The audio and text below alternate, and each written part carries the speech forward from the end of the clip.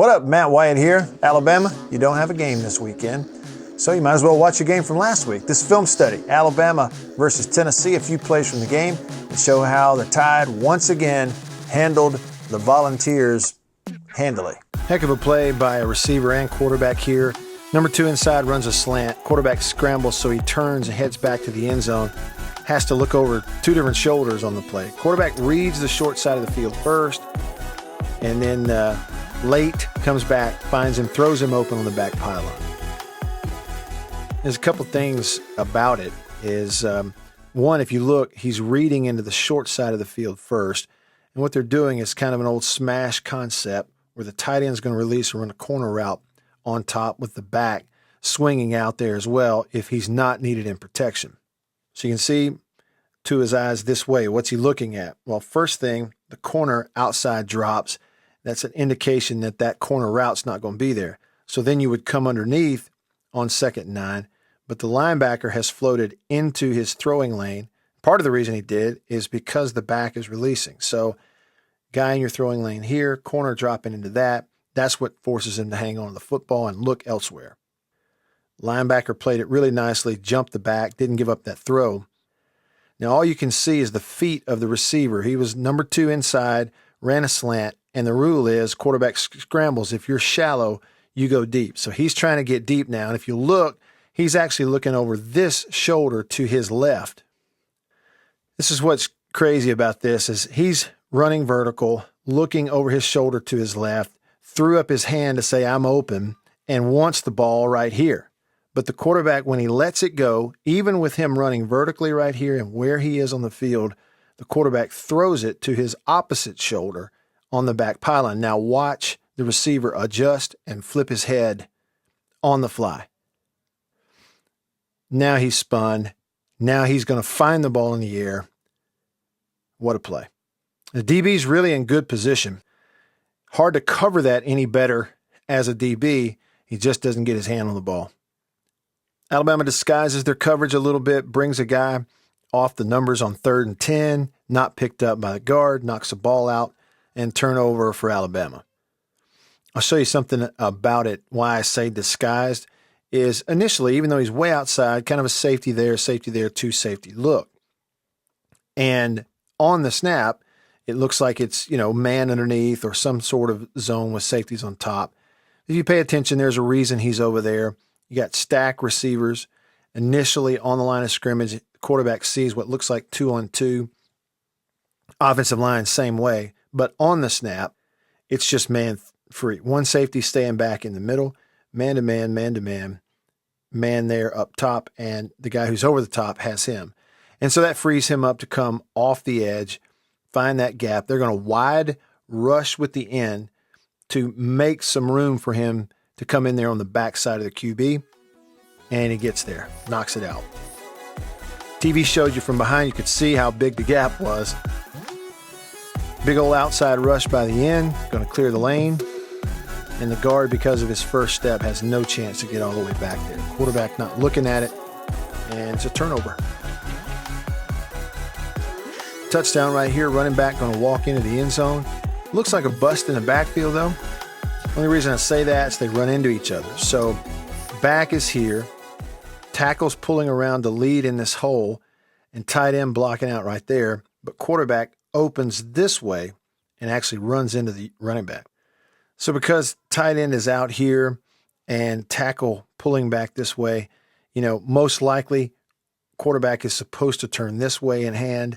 Regardless, though, because of the way it's blocked, right tackle down, left tackle coming across, going to pick him up. And when the tight end stepped out, the defensive end who's unblocked was influenced by that and waited and took a step that way and hesitated, took himself out of the play. You can really actually see that from behind. So as the tight end, who the end was standing over, stepped out to take a linebacker, or it could be linebacker end, but whoever that is looks at him. You can see he's actually looking at the tight end, even though handoff's being made back here. So then when he jumps here, he finally gets his head back around to see what's happening. But by this time, it's too late. Block here, puller here.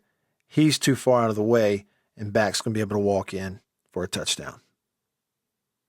Alabama's going to get the third receiver all the way across the field here for a touchdown. 3 receiver side, play action, pocket not completely clean, but he makes a perfect throw, and he outruns him to the end zone. I'll show you a couple things about this. First of all, in the route, number 2 receiver, 3 receiver sides, running the go route, clear out.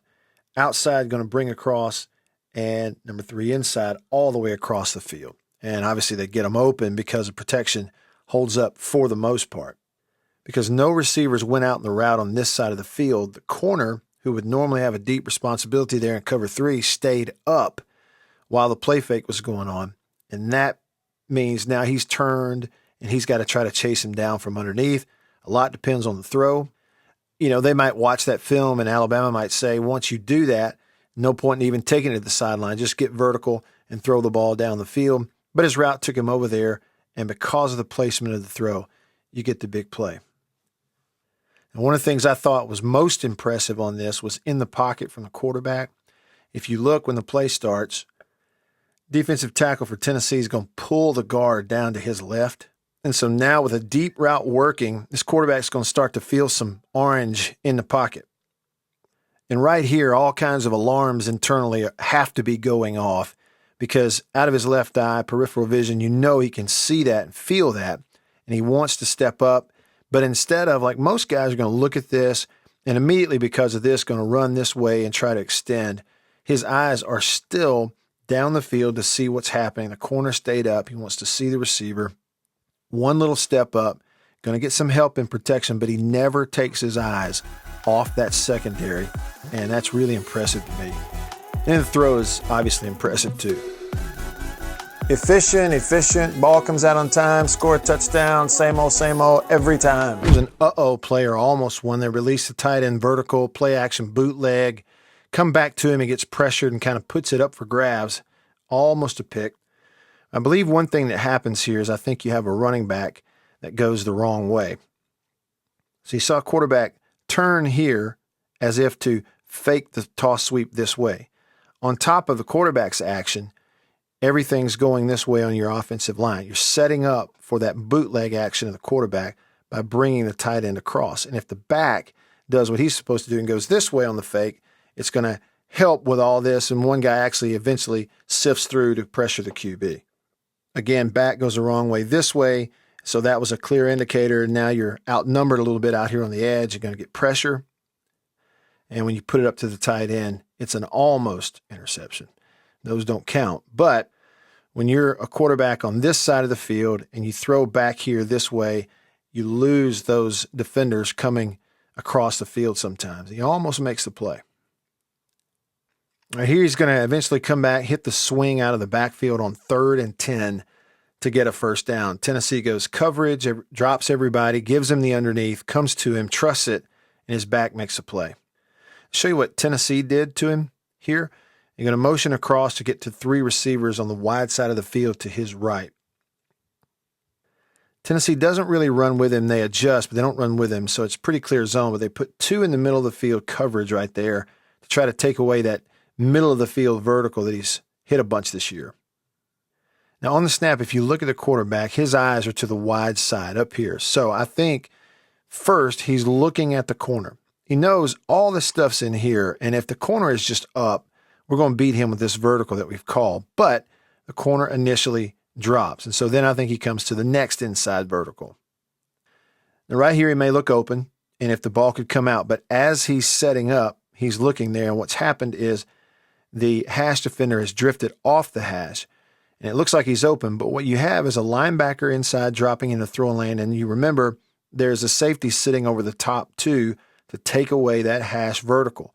And even if you then come back to the next, kind of the skinny from the 3rd man inside, you've got a linebacker dropping and another safety over the top to take that away. So just by dropping everybody, they're taking away the vertical approach on the 3 receiver side, so he's got to hang on to the football. Now, the key here is an accurate throw to the running back to not make him have to work, where he can catch pretty cleanly, catches it right behind the line of scrimmage, and enough room to trust it and go make a first down. Now, Tennessee fans wanted a hold on the offensive tackle from Alabama in this play. Let's see. He swats him and gets to the outside initially. Tackle's going to turn. Now, right there is if there was a hold. Is he pulling him to the ground, or did he just slip and fall and his momentum take him to the ground?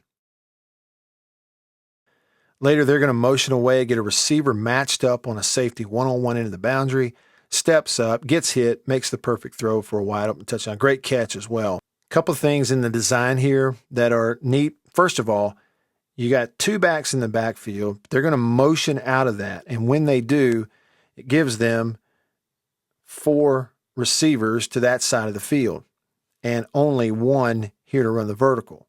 But it also signals to Tennessee, go ahead and bring that corner off the edge, and we'll cover it with the safety up top, and you get exactly what you want, which is receiver matched up on safety.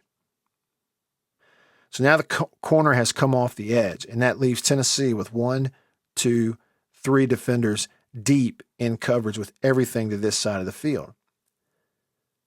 I think because of that, quarterback is treating this as your middle free safety and going to play off of him. And if he stays on this side of center field, he's coming back to the one-on-one. Kept his eyes there, made sure he stayed, and then threw it as he got hit. And you can kind of see it from behind as well. On the snap, even on the mesh, I think he's already looking up the safety to hold him there and to eyeball and make sure, because he's already thought, I've got one-on-one over here. And because you get matched on the safety, receiver's going to tease him outside and then give the throwing lane back to the inside. You see him now going to tease him out as if he's going sideline and come back. Quarterback steps up. Another example of why he's so successful throwing a ball down the field. He never takes his eyes off coverage and what's going on up that field. Even though you got a guy here, orange jersey, free, you're going to get hit. He never looks at the rush and freaks out. Eyes downfield, take the hit, and I promise you it doesn't hurt as bad when you throw a touchdown. All right, thanks for watching. Hope you enjoyed that. And if you did, if you have a question or a comment or a suggestion, let me know. Hit me up on Instagram and Twitter. I'm Radio Wyatt. And then Facebook and YouTube, all the video stuff there, just / Matt Wyatt Media. Appreciate you checking it out. Also, thanks to Renaissance Bank for sponsoring these videos. They love SEC football just like we do. So let them know and tell them thanks. Tell them I sent you over at RenaissanceNation.com. All right, thanks for watching. See you next time.